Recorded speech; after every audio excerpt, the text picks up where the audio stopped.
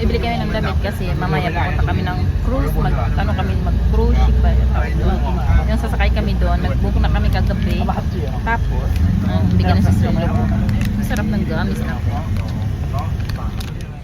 After nga pala namin maayos yung mga gamit namin doon sa villa, ay ito umalis na din kami. Pupunta kasi kami dito sa Fashion Island. Tapos natatawa pa ako doon sa Magkuya kasi doon sila pumasok sa exit.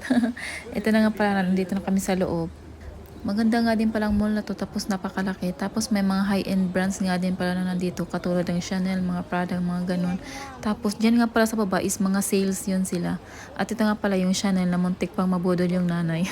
Sabi ng sister-in-law ko, wag daw siyang bumili ng perfume kasi gusto ng nanay bumili ng perfume eh. Tapos pumasok kami dito sa H&M kasi gusto ng nanay bumili ng damit dito. Kaya lang nung una hindi siya muna makapili, kaya sabi namin is doon na lang muna tayo doon sa may mga sale sa baba, doon sa factory outlet kasi may mga mura kasi doon na nakasale talaga. Ayan no. Dito nakabili nga din ako dito para sa mama ko at sa kapatid ko at syempre para sa akin na din at sa asawa ko. Ito nga dito namimili na ako. Tapos nandito nga din pala yung brother-in-law ko at sister-in-law ko. Pero yung nanay hindi siya nakapili dito. Tinatamad siyang mamili dito. Inisip siya siguro parang ukay-ukay lang to. Kaya bumalik siya sa H&M at doon siya namili. Pero ako, dito na talaga ako nakabili. Madami nga din ako nabili dito eh. Tapos napakamura lang din. Siyempre, yung mga mamurahin lang mga pinipili ko, no? Hindi ako nangunguha ng mahal. Kung saan ako makakamura, doon talaga ako kukuha ng mga, or bibili ng mga gamit or damit. Nung nagbayad ng mga kasama namin, at ito nagbayad na din kami, kasi pupunta pa kasi kami doon sa sa taas kasi ang nanay nandun ka sa H&M eh.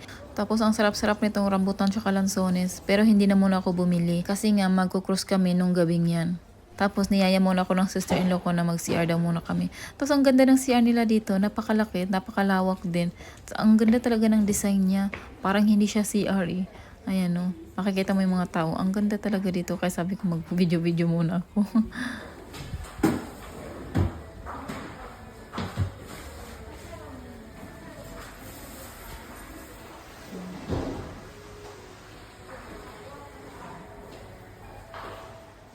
After naman mag-CR ay hinahanap na namin mga kasama namin. Pero dahil nadaanan namin tong mga bilihan ng mga toys ay dumaan muna kami dito ng sister-in-law ko. Natutuwa kasi ako dito sa labubo kasi naalala ko yung asawa ko. Sabi niya gusto daw niya ng labubo. Kaya nag-video na lang din ako dyan at sinend ko sa kanya baka gusto niyang bumili.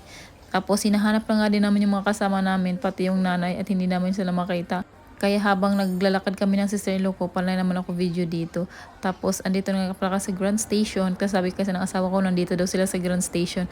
At ito nga pala, nakita na naman yung nanay. Ang ganda ng mga damit dito. Sabi ko nga, bakit ngayon ko lang ito nakita, ipauwi na kami. Tapos, nakabili nga pala ako ng tatlo. Yung dalawang na yan, dinagdagan ko pa ng isang puti. Gusto ko pa sanang mamili ng madami. Kaya lang, syempre, wala na tayong budget. Kaya okay na muna yan tatlo. Tapos, gandang-ganda din ako dito sa pink na to. Kaya lang sabi ko, pangatlong pink ko na to. Kasi puro lang pink. Tapos yan naman, nakabila ko ng isa itim. Gusto ko kasi ng puti eh, kaya lang walang puti. Kaya sabi ko yung itim na lang. Tapos ang ganda din ng mga damit talaga dito. Sobrang ganda. Well, mga pangpa-sexy. Kung pwede pa lang sana ko niyan, bibili na ko na yan. Char. Kaya lang hindi na ako nagsusuot ng ganyan. At dahil nabili na namin lahat ng kailangan namin, kaya ito uuwi na kami.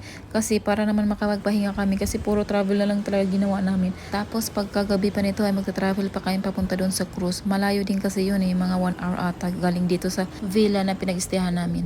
Yan nga pala yung Fashion Island.